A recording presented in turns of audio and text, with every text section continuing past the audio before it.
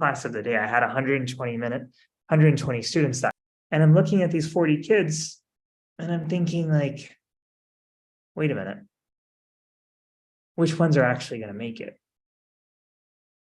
And which 8 will actually make it all the way through? And I remember thinking how dark that felt and how sad that made me that day. This was the school that I taught at, folks. Yeah. There were 238 schools in the District of Columbia, and Sousa Middle School actually ranked 238 out of 238 on safety. It ranked 237 out of 238 on academics, and it had about 25 teachers. And so what this meant was that for 12 straight years, kids actually just really weren't learning a lot. What this meant was that like every single day we had kids actually getting arrested. What this meant was that every single day I was actually breaking up about 3 to 4 fights, right? In between my first and my second year, I thought I was going to quit. And I went to the principal and, we said, look, like, we just don't think we can do this anymore. Would you allow us to be able to step in and try to take things over and actually help out? And so we took this call where we actually took over a large portion of the school. What that meant was that we redesigned curriculum, we retrained teachers, we rethought student discipline, we rethought student curriculum. We basically did everything. And our kids that next year saw about 25% of growth. And we're about to finish the 2-year fellowship that we were on. And the district actually made a pretty big call. And that call was that they actually let go of the principal. And they said, this school does not actually seem fit to run. We're going to basically shut this school down. We're going to let go of the principal and we're going to reopen it with different leadership and with a third of the teachers that were new. Very controversial call, right? Lots of people actually weren't happy and it was very disruptive. And it was actually just like any call like that that's so tough is not going to be an easy one to take.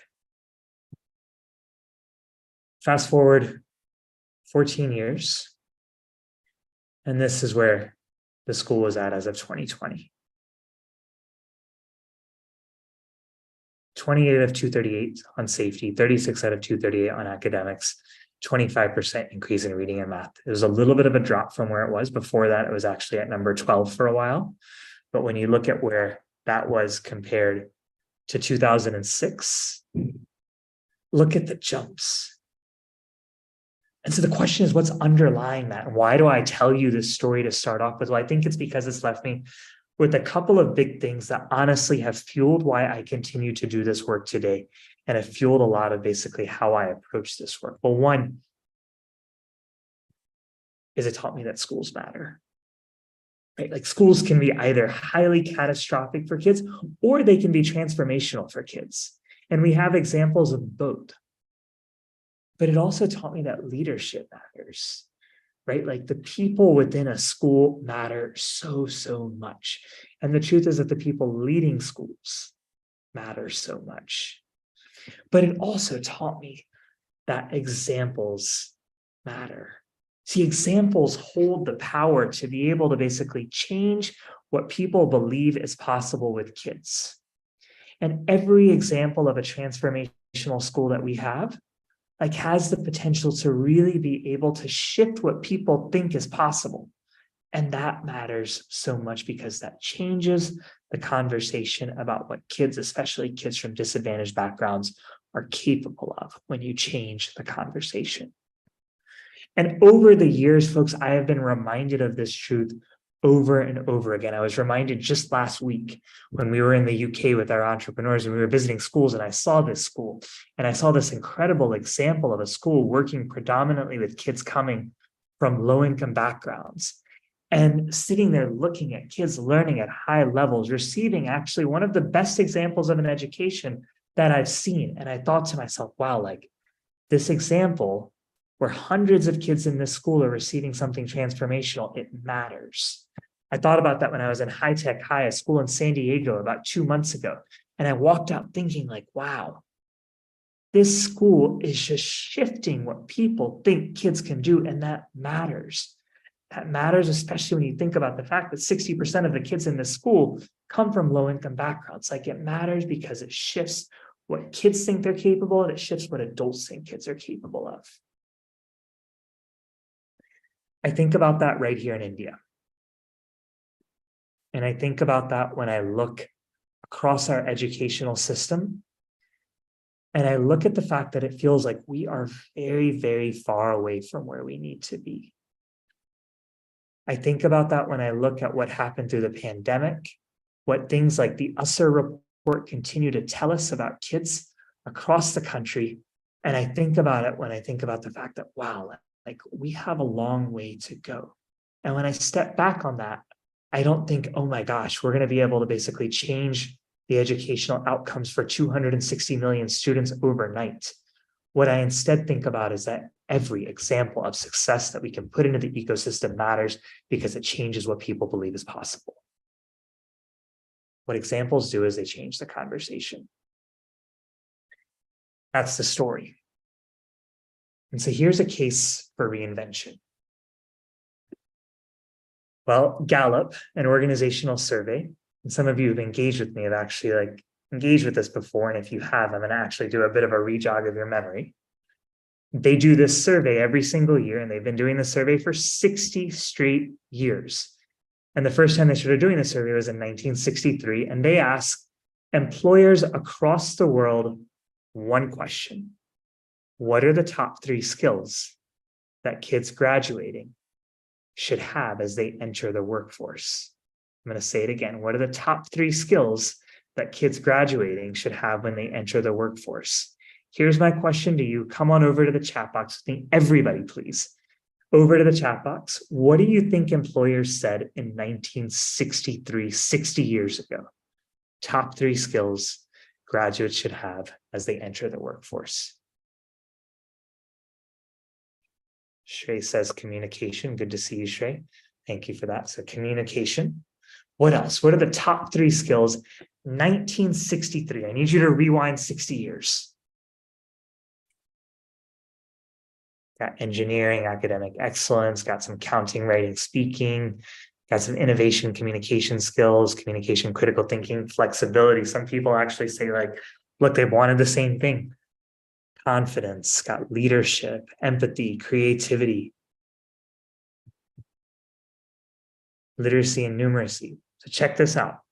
For those of you who have seen this before, it'll be a recap. But here's what they said back in 1963. They said reading, writing, and arithmetic. And in 1963, what they meant by this, and this was clarified in an article that came out in 63, they said, with arithmetic, they want computational arithmetic. Can you do procedural math? With writing, they said a focus on penmanship, right? All of this made sense in 1963, folks. That was the world that we were living in 1963. It made sense to say, these are the 3 skills kids should have.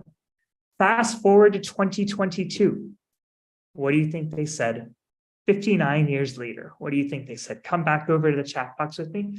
59 years. And if you basically know the answer, please put it on over in the chat box. 59 years later, what do you think they said? Problem solving, memorizing, critical thinking, communication, leadership, innovation, skills, interests, digital literacy, strategic thinking, empathy. It's changed a little bit in 2022. I need to update this image. Basically, they said problem solving. They said critical thinking. They said creativity. And actually in 2022, they actually said cognitive empathy as well, right? Because they felt like cognitive empathy is a precursor to teamwork. What am I getting at with this? Folks, the world has changed in 60 years. The workforce has changed in 60 years. The unfortunate truth is that the vast majority of our schools haven't, right? As somebody who's probably spent every single week getting into schools for 14 years since I've been in India, minus the pandemic, I can tell you that 98% of what I observe, not all, but 98% of what I observe is still preparing kids for a 1963 world. So what does it look like when you're able to reimagine that? Well, I think it looks like this school that I saw a while back, where they had actually designed the school in collaboration with industry leaders in the state. And industry leaders actually came in. They didn't just come in to input, to volunteer, to fund the school. They actually sat at the table with educators and they said, let's design a school that's going to prepare kids for the workforce today. And what was the results of that design? Well, you had kids actually spending half of their day engaging in academic learnings, because that is important. They were learning concrete skills. And the other half of their day, they were actually engaging in industry-led workshopping, where kids were actually engaging with technology. They were shadowing, they were, going through apprenticeships. They were doing the things that they needed to do to be able to connect with the industry, right? We have to reinvent. And that's what I'm leaving you with. So what do we believe at the circle then? Right? If we know that there is a case for reinvention and that schools need to be redesigned and reimagined so that they are preparing kids for a changing world, the question that underlies that is, well, what do we believe? I want to leave you with 4 big beliefs that underlie everything that we do at the circle, right? They underlie how we think about this work. And one of those is we believe that education just holds game-changing power for kids from low-income backgrounds. And this is a belief that is supported by enormous amounts of data that says that basically the higher kids get up in attainment of education, the more likely they are to have positive life outcomes, right? We know that when you graduate college, you will actually earn 12 times as much as if you didn't, right? And yet we know that if you come from a low-income background in this country, you have a 3.8% likelihood of actually graduating from college. We also know that 70% of kids drop out before they get to 10. So we have this realization that education is game-changing, but we're not yet able to figure out how to get it to the vast majority of kids who need it. We also believe that we have to reinvent our schools. And we believe that we have to reinvent schools so that they are not preparing kids for the past, but that they are preparing kids for the future. We believe that that cannot happen in the current construct of the timetable as we know it. Kids in India today are in school on average for about 4.5 hours a day. That's it. It is one of the lowest in the world, right? Some private schools have been able to extend that to about 7, but most schools, particularly government schools, are still operating at a 4 to 4.5 hour level. Kids are in school for about 160 days a year. That's it, right? When you do that quantitative comparison to other countries, it's one of the lowest in the world. We have to basically move beyond just the time that basically is within that timetable. We have to figure out how to extend that timetable to get learning to extend. And then finally, we believe when we look at the world around us, that education has to equip our kids to be change makers. Our kids cannot just be recipients of a world that they inherit. Our kids are fully capable. They have everything that they need to be able to change the world. We need to enable and empower them to be changing the world around them, not tomorrow, but today. These 4 beliefs, folks, I tell you because they underlie everything that we do and everything that we center ourselves in at the circle. I left you with the story, I left you with the case for reinvention, and I left you with what we believe. I'm going to finally, before we open this up for Q&A, as we turn 1 very shortly, talk to you a little bit about our journey and what we've been down to give you a little bit of an info into what the incubation holds. 12 months ago, we launched the circle. And back in November, we formally launched the incubation with 11 entrepreneurs that we have been going down a journey with. And that incubation has been running and folks are basically moving and they have been going down what is a 2-year journey to be able to basically reimagine what school could be. And these entrepreneurs, these 11 folks are coming from all walks of life. They're building a STEM school in Delhi. They're building nature-based schools and nature-based after-school programs. They're building an after-school theater production that has kids creating content in Goa. They're building what aspires to be an inclusive school that is socioeconomically integrated, that is serving kids with disabilities and putting them foot to foot with basically kids that would normally be thought of as your mainstream. They include schools that, aspire to be a really high quality school in Jalalabad and in Kanpur. They are programs across the country that really are aspiring to reinvent what school could be. And these folks who I just told you about, well, we've been doing a lot over the past 6 months now. This was us in London last week, where we actually went into Summerhill, a school that's fully democratically run. We walked out of the school. I walked out of that school, at least feeling very uncomfortable by what I just saw, but also feeling deeply moved and deeply shifted about a school that's done this for 100 years. They've been spending time workshopping 5 days every single month, trying to come together and workshop so that they're able to really think about how do you build a school or an after-school program step by step. They've been spending time pitching their ideas to potential supporters, to mentors, to potential donors, to thought partners, to program leaders, people who have been showering them with feedback to make sure that they're getting better month on month. They've been spending time visiting schools right here in India, like this school, Apsara Academy in Pune, where we spent an entire day in. Every single month, they've been coming together and visiting more and more schools to be able to continue expanding our vision of excellence so that we start to be able to say, actually, I've got a little bit of a sense that's pushing me of what I want to build. That journey is still going, and that journey will continue to be going. And along the way, they've been working with coaches, people who have each launched their own schools and their own after-school programs, who are working with them every single week to push them and to say, let's sharpen what your program can be so that it gets better and you are closer and closer to launching. All of that, folks, it's rooted in this vision to say, like, what would it mean to see things in whole new ways? Because to be able to build a new kind of school, we've got to build a new kind of us along the way. This program, folks, it's been designed in partnership with a lot of people, a lot of organizations, a lot of people who are inputting into this, who are acting as facilitators and coaches and partner organizations and knowledge sharing organizations.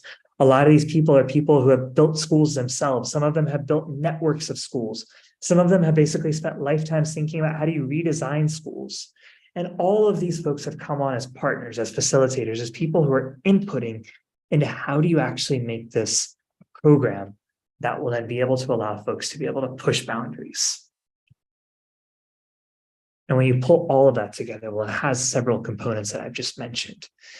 School visits, an apprenticeship where entrepreneurs are spending their time actually learning the ropes for 6 weeks from a high-performing school, working with coaches, working with networks, right? Going through workshops and training days, engaging with design tools that we're using, right? And also being able to connect with potential funders along the way, right? That may be able to basically help and support. All of that boils down to these 3 big objectives. Our hope is that the incubation empowers you to design a more innovative school, to be able to launch it, and to be able to know how to run it. Yeah. And that basically spills out over these 2 years, where year 1 is all like design, it's all inspiration, it's all concept. And year 2 is all, well, how do you learn how to run your school? How do you learn how to basically pilot what you're doing? How do you get the ropes of like how to actually get this off the ground and know how do you run it really, really well?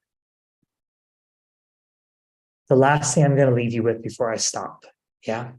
A lot of folks ask us like, well, what do you look for in an entrepreneur? And truthfully, we don't have like a formula for this. We're not looking for a set of like experiences. We're not looking for like, have you done this, this, and this, right? We are looking for competencies. We're looking for a set of competencies that basically are able to say like, you're ready to start and you actually could get this off the ground and figure out how to launch it with our support. Yeah. At the heart of that though, we're really looking to see like, are you rooted in these 4 big commitments? And this will be the last thing I leave you with. And those are what we call the commitment to equity. Are you committed to actually serving kids that are coming from low-income backgrounds? The commitment to community. Are you committing to basically designing this in partnership with kids, with family members, with the other entrepreneurs? The commitment to a holistic vision. Are you committed to developing a vision for kids that is not just academics, but also that is not just socio-emotional? That is all of it together, because that's what we know is transformational for kids. And finally, are you committed to results? Which basically means, are you committed to basically measuring what you are doing so that it is getting you better for kids over time? I'm going to pause. Said I'd take about 20. I think I'm right at time, about 2 minutes over. And we're going to open the rest of this space to be able to basically just hold some time for Q&A. And then be able to go from there. I should have a quick live question for you that I know that I am wondering, do we want to break people off into 2 groups, or do we want to be able to do it all together here? Is Aisha still with us? Oh, there she is. Yeah. Yeah. We could do that. We could break off into 2 groups. And perhaps the co-host could then jump after 10 minutes if it's needed. But Pooja, maybe you could lead one of the groups and we could have Sandeep lead the other, and I can break you out. Yeah. All right, let's do that so that everybody gets a chance. Come back here in about 25, and we'll spend the next 25 minutes off in groups, and then we will bring this to a close. Okay.